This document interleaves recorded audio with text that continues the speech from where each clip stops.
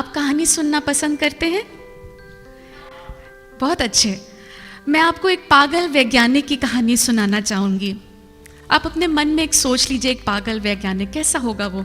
उसके बाल एकदम बिखरे हुए, वो कहीं ना कहीं एक अपने लैब में कुछ ना कुछ बना रहा होगा। तो ये पागल वैज्ञानिक भी कुछ ऐसा ही था। वो कुछ ना कुछ आविष्कार करता रहता, कोई नई चीज़ बनाता रहता वो, लेकिन उसको इंतज़ार था कि वो मैं एक ऐसी चीज़ बनाऊं जिससे मेरा पूरा जीवन बदल जाए। और उसने ऐसा किया। आपको मालूम है उसने क्या बनाया? उसने एक ऐसा यंत्र बनाया जिससे वो एक चींटी बना सकता था। अब आप सोच रहे होंगे चींटी, ये कोई बनाने की चीज़ है चींटी? लेकिन भाई और बहनों, आज तक उस वैज्ञानिक ने जो भी बनाया था उसमें जीवन नहीं था। It did not have life। ये उसका पहला आविष्कार था जिसमें जीवन था। और ये वैज्ञानिक उससे बहुत प्यार करता था, उस चींटी से बहुत प्यार करता था। ये चींटी जहाँ भी जाता था, इस वैज्ञानिक की नज़र उस चींटी पे ही जाती। दिन भर बड़े प्रेम से उसकी निगाहें उस चींटी की ओर रहती। और आपको मालूम है चींटी कैसे होते हैं ना, बड़े बड़े बोझ अपने सिर पे वो लेके जाते हैं। और ये वैज्ञानिक उसको देखता रहता है कि मेरी चींटी कितनी मेहनती है, कितना काम करती है, और बड़े प्यार से उसको एक दिन क्या हुआ, उस वैज्ञानिक ने देखा कि सामने से पानी की एक बौछार उस चींटी की तरफ आ रही है। और ये वैज्ञानिक परेशान हो गया, वो बचाना चाहता था उस चींटी को। उसने जोर जोर से पुकारा, चींटी रुक जाओ, आगे मत जाओ। लेकिन चींटी को वैज्ञानिक की आवाज ना समझ में आई, ना वो पहचान पाई। तो वो बेचारी चींटी अपने रास्ते चलती गई। वो वैज्ञानिक घबराने लगा। उसने कहा मुझे कुछ ना कुछ तरकीब निकालना होगा। उसने क्या किया, आपने कभी चींटी के साथ खेला है? बचपन में खेला होगा। हम फूंक मारते थे उसको। हाँ, तो वैज्ञानिक ने भी ऐसे ही किया, उसने फूंक मारा। तो फूंक मारते ये चींटी थोड़ी दूर चली जाती। लेकिन आपने चींटी के एक स्वभाव है, बहुत ढीठ होती है चींटी। आप उसको जितना भी फूंक मारो वो वापस उसी रास्ते पे चली आती है। और चींटी ने बिल्कुल वैसे ही किया। फिर वैज्ञानिक ने सोचा अब मैं क्या करूं, तो उसने अपना हाथ आगे रखा। कभी आपने ऐसे किया है? चींटी के सामने कभी अपना हाथ रखा है? बहुत अच्छा, आप भी उस पागल वैज्ञानिक की तरह है। चलिए, अच्छी बात है। Hallelujah, hallelujah. क्षमा चाहती हूँ, मैं आपको पागल नहीं बुला रही। हालेलुया। तो उसने अपना हाथ रखा सामने। लेकिन क्या हुआ, चींटी को कोई घबराहट नहीं थी। वो आराम से उसके हाथ के ऊपर चढ़ गई और फिर से अपने रास्ते चली गई। तो वैज्ञानिक जो भी करता रहा, चींटी उसी रास्ते पे जाती रही। और सामने से पानी का वो बौछार आ रहा है। वैज्ञानिक को मालूम था अगर वो कुछ जल्दी से कुछ नहीं करेगा तो चींटी डूब के मर जाएगी।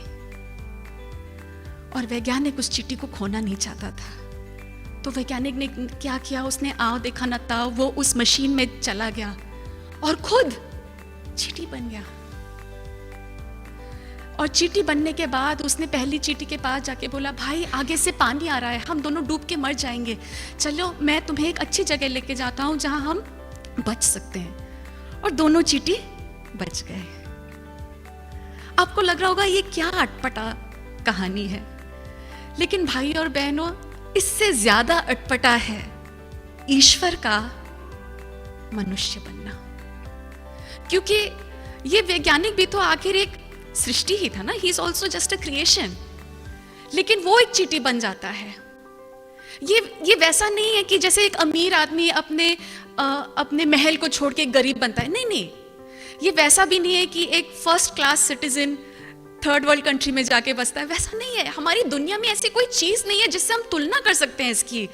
ईश्वर का मनुष्य बनना। और शायद हमने बचपन से, क्योंकि हम इसको सुनते आ रहे हैं, तो कहीं ना कहीं हम इसके आदी हो गए हैं। ईश्वर मनुष्य बनना, बाल यीशु जन्मा, है ना, आया मुक्ति दाता बनकर। हम लोग इस गीत को गाते हैं और हम लोग इसको पढ़ते हैं, लेकिन कहीं ना कहीं इस बात की गहराई, इस बात में एक पागलपन है। वो पागल वैज्ञानिक कौन है? पिता ईश्वर। बिल्कुल ठीक, वो पिता ईश्वर है। और वो पागलपन प्रेम आगमन है। वो पागलपन को हम हर साल क्रिसमस के रूप में मनाते हैं। ये पागलपन क्यों है? क्योंकि हर धर्म में, हर विश्वास में मनुष्य ईश्वर की खोज में जाता है ना। आप किसी भी विश्वास को के बारे में अगर सोचें, मनुष्य प्रयत्न करता है, मनुष्य कोशिश करता है, मनुष्य बलिदान देता है कि किसी तरह वो ईश्वर के पास पहुंच सके, लेकिन वो जो भी करता है वो छूट जाता है, उसकी कोशिश कहीं ना कहीं कम पड़ जाती है। क्यों? संत पौलुस हमें बताते हैं, रोमियो के नाम संत पौलुस का पत्र अध्याय 3 पद संख्या 23, क्योंकि सबों ने पाप किया है और सब ईश्वर की महिमा से वंचित हो गए हैं। We fall short of the glory of God. हम चाह के भी ईश्वर तक नहीं पहुंच सकते, और ईश्वर को ये मालूम है, और ईश्वर की ये प्रज्ञा है कि उन्होंने हमारी सोच को एकदम उल्टा कर दिया। हम कहा इतने सालों से ईश्वर तक पहुंचने की कोशिश कर रहे थे, ईश्वर ने क्या किया? ईश्वर झुक गए और उन्होंने एक साधारण गौशाले में जन्म लिया। ईश्वर का मनुष्य बनने का क्या परिणाम है?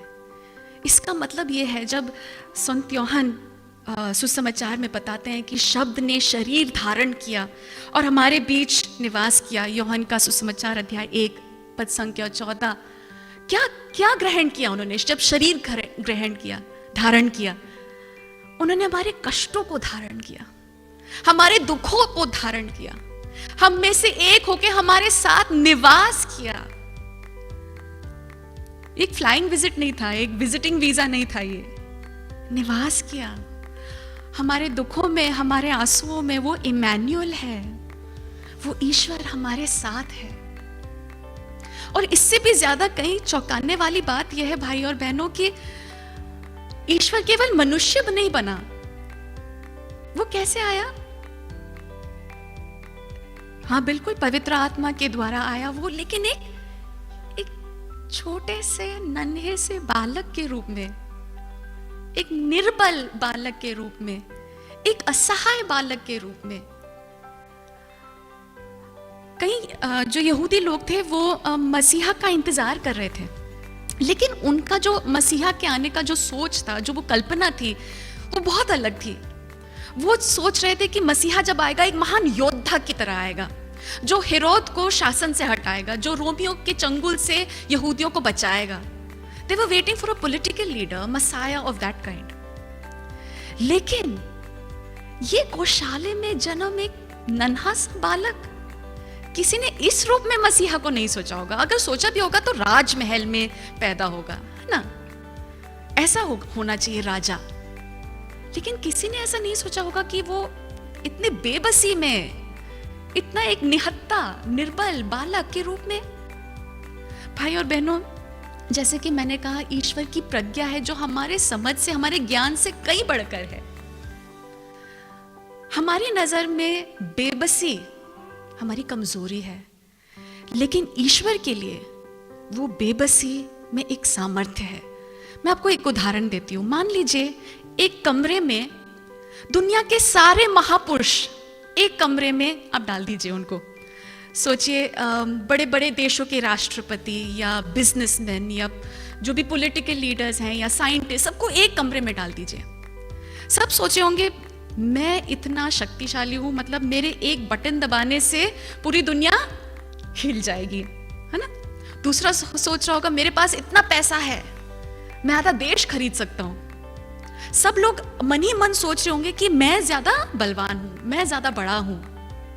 अब सोचिए उस कमरे में अगर आप एक नन्हे से शिशु को उस कमरे में डाल दीजिए, इस महापुरुषों के बीच में। सुनने में अटपटा है, कोई बात नहीं, सोचिए जरा, इन महापुरुषों के बीच में ये नन्हा बालक, एक नन्हा शिशु को डाल दीजिए। कोई भी साधारण newborn child, just place him in the middle of this room. क्या होगा? कुछ समय बाद ये जो महापुरुष है ना, वो अपने बारे में नहीं सोच पाएंगे, दूसरे के बारे में। अरे ये बच्चा, हम ठीक से उठा रहे हो ना? हाँ ठीक से उठाओ, ठीक से उठाओ। इसको पानी की तो क्यों रो रहा होगा? दूध चाहिए होगा, इसे दूध पिलाते हैं। नहीं, इसको चेंज तो नहीं करना। मतलब सब लोग उस बच्चे की तरफ आकर्षित हो जाएंगे। क्या बच्चे ने कुछ कहा? क्या बच्चे ने कुछ किया? बच्चे ने बस जन्म लिया है, अभी तक उसने कुछ हासिल नहीं किया, उसने कुछ नहीं किया है, कुछ कहा भी नहीं है। वो बेचारा बोल भी नहीं सकता अपने लिए, वो मांग भी नहीं सकता।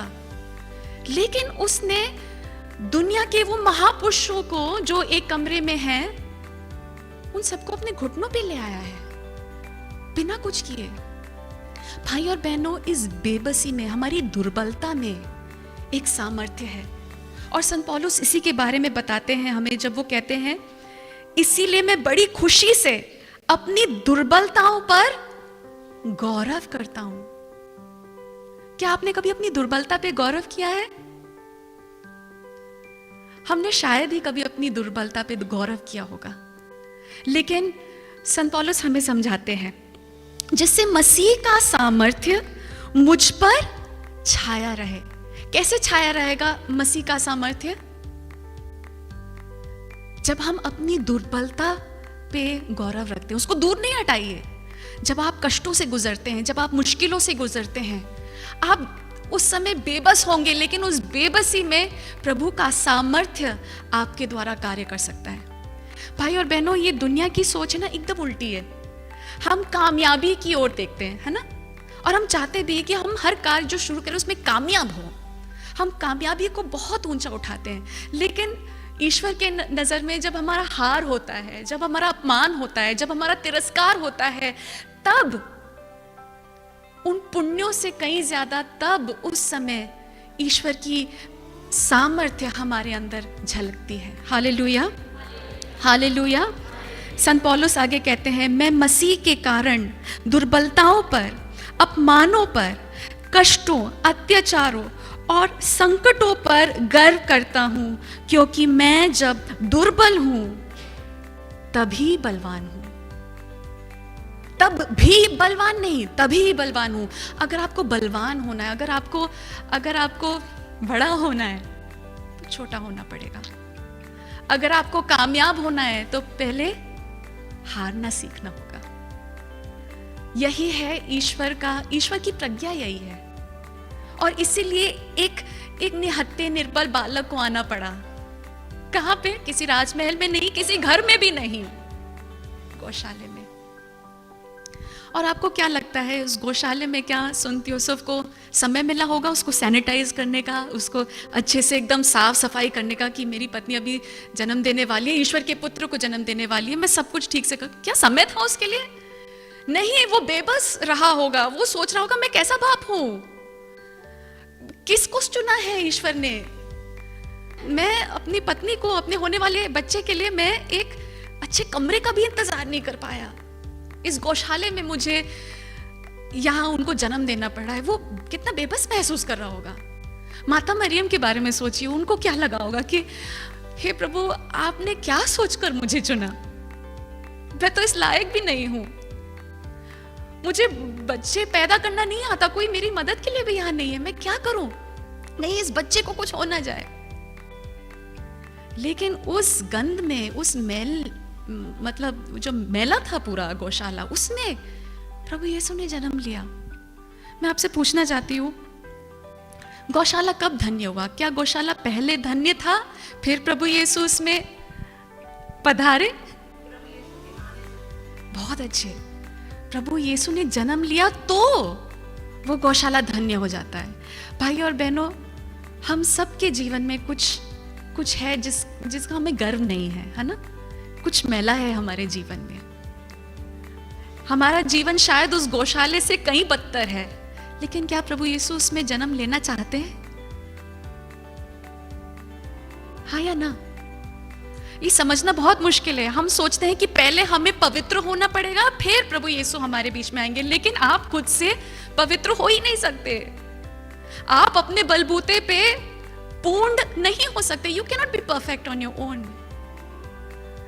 It is a good thought, अच्छा है, नेक सोच है, लेकिन ये बिल्कुल उसी सोच की तरह है जहां मनुष्य ईश्वर तक पहुंचने की कोशिश कर रहा है। याद कीजिए, हमारे विश्वास में कुछ अलग हुआ है, हम वहां तक नहीं पहुंच पाए, तो क्या हुआ? ईश्वर मनुष्य बना।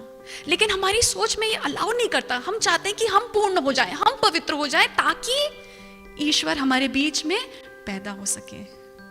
आप खुद से जब तक करने की कोशिश करेंगे, आप नाकामयाब हो जाएंगे और आप हताश हो जाएंगे, क्योंकि आप हर बार यही कोशिश में लगे रहेंगे कि मैं पूर्ण हो जाऊं, आई शुड बी परफेक्ट।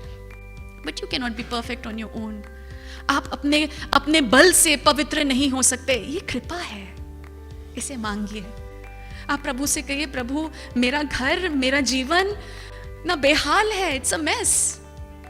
मेरा जीवन, मेरा घर, मेरा परिवार उस गौशाले से भी बदतर स्थिति में है, लेकिन प्रभु आपने उस गौशाले को धन्य किया था। आप मेरे जीवन को धन्य कर दीजिए, आप मेरे जीवन को परिपूर्ण कर दीजिए जन्म लेकर। क्या आप चाहते हैं कि प्रभु यीशु आपके जीवन में, आपके घर में जन्म ले? क्या करना होगा आपको? बस दीन होके मांगना होगा, आपको कुछ नहीं करना है। और याद कीजिए, आपकी कोशिशों से ईश्वर नहीं आया, आपकी कोशिशों के कारण ईश्वर नहीं आया। ईश्वर प्रेम है, इसीलिए ईश्वर आया। ईश्वर आपसे बेइंतहा मोहब्बत करता है, इसीलिए वो आया। आपके मांगने के कारण नहीं आया। किसी ने प्रार्थना नहीं की होगी कि ईश्वर आप मनुष्य बन जाइए। मसीहा के आने का इंतजार तो किया होगा, लेकिन मसीहा खुद ईश्वर होंगे ये तो नहीं सोचा होगा किसी ने।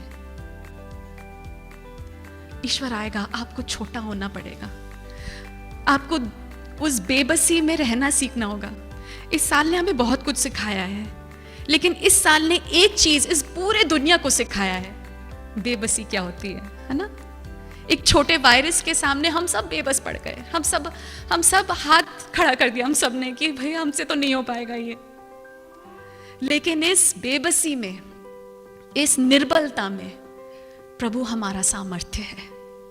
और जब तक हम अपने आप को छोटा करके अपने खाली हाथों को आगे नहीं बढ़ाएंगे, मांगेंगे नहीं विनीत होके कि प्रभु मैं खुद से पवित्र नहीं हो सकता, मैं खुद से पूर्ण नहीं हो सकता, आप मेरे जीवन में आइए तो मेरा जीवन धन्य हो जाएगा।